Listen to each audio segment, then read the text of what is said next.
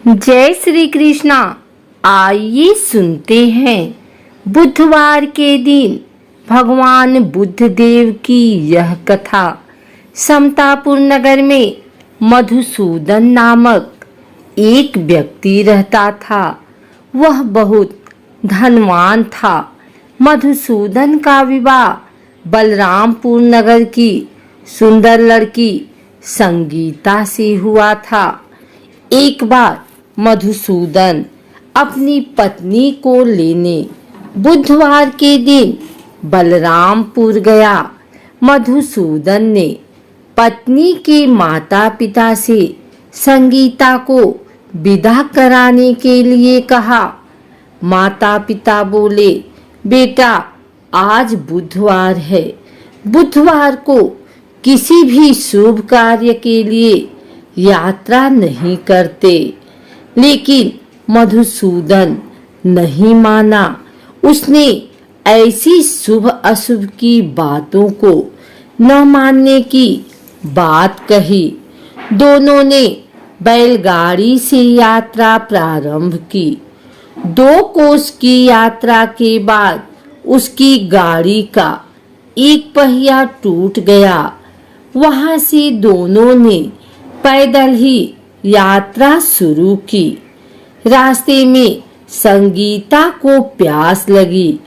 मधुसूदन उसे एक पेड़ के नीचे बैठाकर जल लेने चला गया।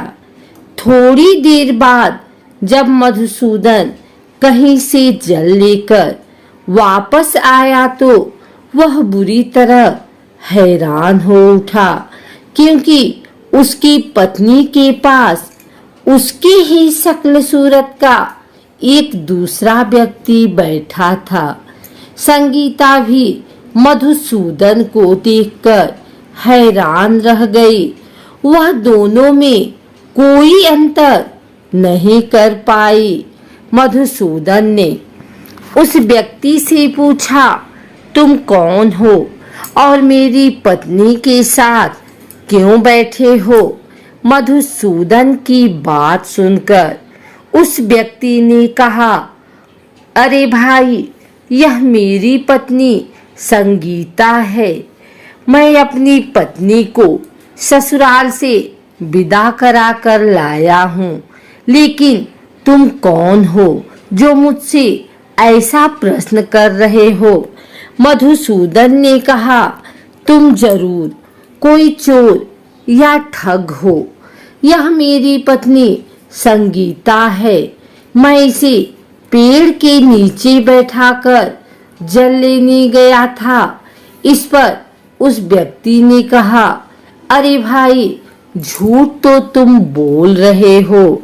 संगीता को प्यास लगने पर जल लेने तो मैं गया था। मैंने तो जल लाकर अपनी पत्नी को पिला भी दिया। अब तुम चुपचाप यहाँ से चलते बनो, नहीं तो किसी सिपाही को बुलाकर तुम्हें पकड़वा दूंगा। दोनों एक दूसरे से लड़ने लगे। उन्हें लड़ते देख बहुत से लोग वहां एकत्र हो गए। नगर के कुछ सिपाही भी वहां आ गए। सिपाही उन दोनों को पकड़कर राजा के पास ले गए। सारी कहानी सुनकर राजा भी कोई निर्णय नहीं कर पाया।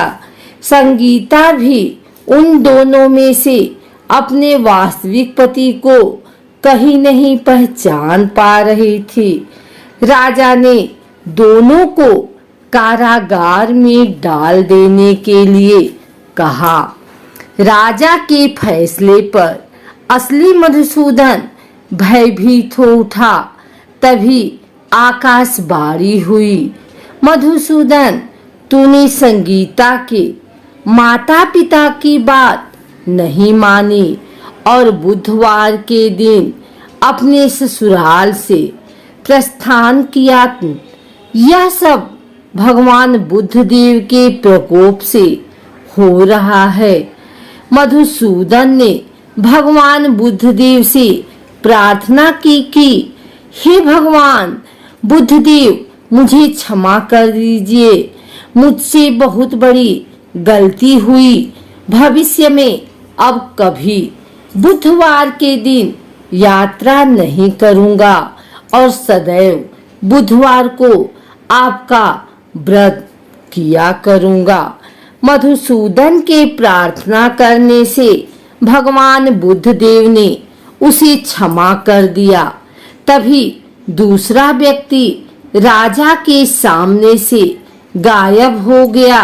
राजा और दूसरे लोग इस चमत्कार को देख हैरान हो गए। भगवान बुद्धदेव की इस अनुकंपा से राजा ने मधुसूदन और उसकी पत्नी को सम्मान पूर्वक विदा किया।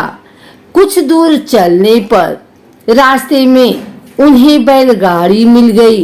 बैलगाड़ी का टूटा हुआ पहिया भी जुड़ा हुआ था। दोनों उसमें बैठकर समतापुर की ओर चल दिए। मधुसूदन और उसकी पत्नी संगीता दोनों बुधवार का व्रत करते हुए आनंद पूर्वक जीवन यापन करने लगे। इस तरह भगवान बुद्धदेव की कृपा से उनकी यहाँ खुशियां बरसने लगी। इस तरह जो स्त्री पुरुष विधिवत बुधवार का व्रत करके व्रत सुनती है, भगवान बुद्धदेव उनकी सभी मनोकामना पूर्ण करते हैं। आइए सुनते हैं बुधवार पूजन विधि।